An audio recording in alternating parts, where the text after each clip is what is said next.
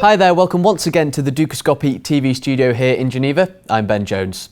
Alongside me to look at LatAm economies is Juan Flores. Juan, once again, thank you very much for joining us in the studio. Thank you.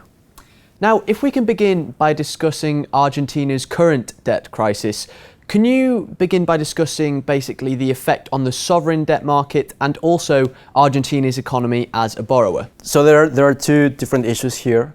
The first is, of course, how we understand how sovereign debt restructuring has to be done.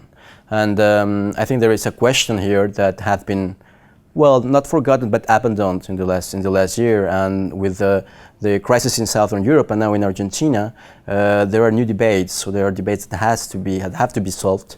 And Argentina is just the last episode that definitively push economists to solve this kind of issue. So the main problem would be how to impede to have holdouts being able to exclude governments from accessing capital markets. So the main task now is to define a procedure that can be transparent, that we can foresee, and that actually takes into account the fact that it's only about a majority of investors that we need in order to have a restructuring to be successful. And in that way, the costs of a sovereign debt crisis would considerably diminish. So that's on the one hand. On the other hand is about Argentina's economy. So Argentina's economy has been sluggish in the last year. So the fiscal position of the government has been deteriorating. So there is a need for fresh funds in order to continue investment, in order to finance the public deficits that are increasing right now. So it's very important for Argentina to solve this crisis in the very short term. So we're talking here about a legal battle that has to be pursued, but also there is an economic issue here that has to do with how the Argentine economy may react in order to face all these challenges that come ahead. Okay, now have we seen anything like this previously? Is there any way that Argentina can learn from this? So Argentina has a very long history of financial crisis. So sovereign debt crises have been present since the very early 19th century and have been a recurrent and persistent problem throughout that country's history. So probably the different part here is the fact that pretty much of what's going on has rather to do with problems in the sovereign debt markets that really with the Argentine economy. So we had the previous case with Peru. So Peru had also to fight with holdouts and eventually lost. But in general, these kind of initiatives have not been really successful. So the thing is, if we compare with the past, and if we compare with the recent past, when we talk about the crisis after 2001, 2002, there is a main difference here, and Argentina would probably have seen this, is the fact that the world economy is very different from what we have in the early 2000s. That means that export prices of Argentina were favorable. So commodities were behaving quite well, and then there have been a strong devaluation which made Argentinian products very competitive. So economic growth was important. The issue of deficits was not really there. Not for the current account, not for the fiscal position of the government. And now things are different because first the world economy is in a very different shape. So we just went through the 2008 crisis.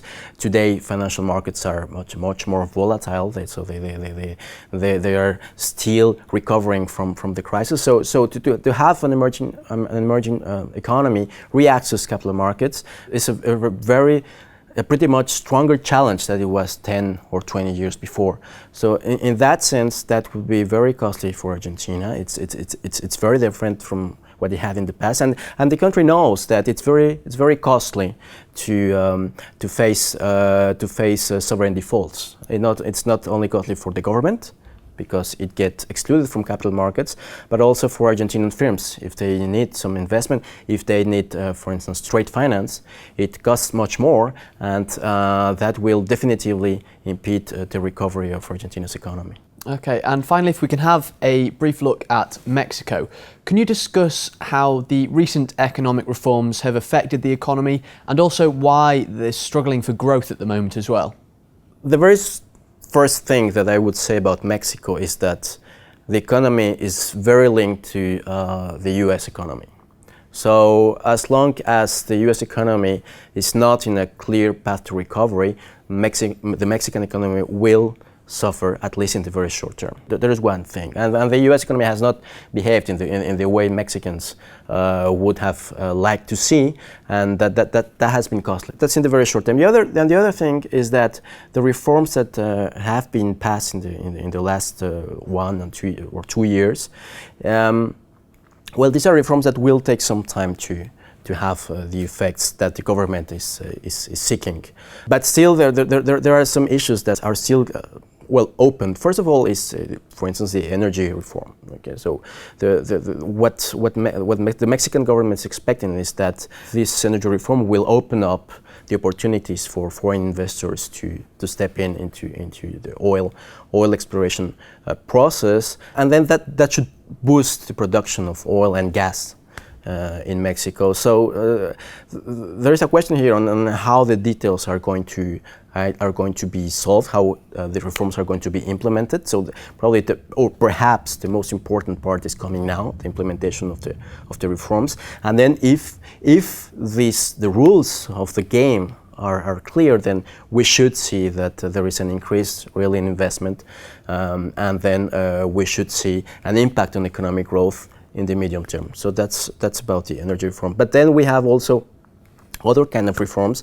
The second one, which is very important, is the fiscal reform. So in principle, the idea was to increase the funds to be raised by the Mexican government. So the fiscal base has been widened, and we should see an increase in the fiscal revenues of the government, which for Mexico are quite low. We were talking about 10% of GDP, which for a country such as Mexico, it should at least be 20%. So it's very low, and it should increase. And I think the first effect that we will see is that there is an increase in the capacity of the government to raise funds. That's for sure. On the other hand, and probably here is a main challenge that Mexico has to solve, is about expenditures.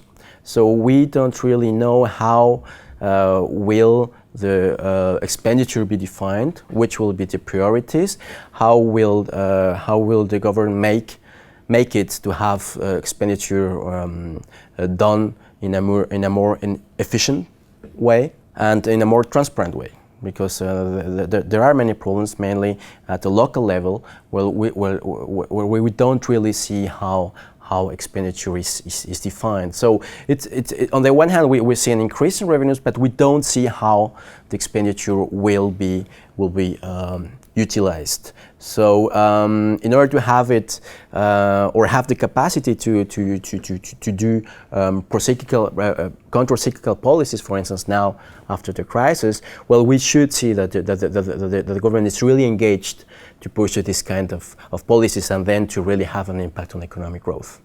Fantastic. Juan, once again, thank you very much for joining us. Thank you. And thank you for watching. Do make sure you keep clicking back to Dukascopic TV, as we'll be bringing you plenty more updates and exclusive interviews. Bye for now.